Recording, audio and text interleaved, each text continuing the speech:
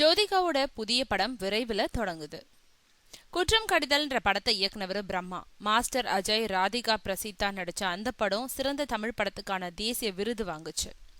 அந்த படத்துல ஒரு ஆசிரியையோட போராட்டத்தையும் மனவலியையும் தெளிவா வெளிப்படுத்தின பிரம்மா அதுக்கு அடுத்தபடியா அதையும் தாண்டி இன்னொரு அழுத்தமான கதையை படமாக்கணும்னு திட்டமிட்டாரு.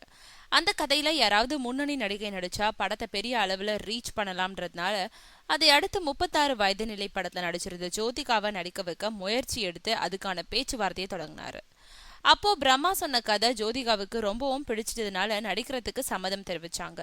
அதையடுத்து ப்ரீ ப்ரொடக்ஷன்ஸ் வேலைகளை தொடங்கியிருக்காரு பிரம்மா.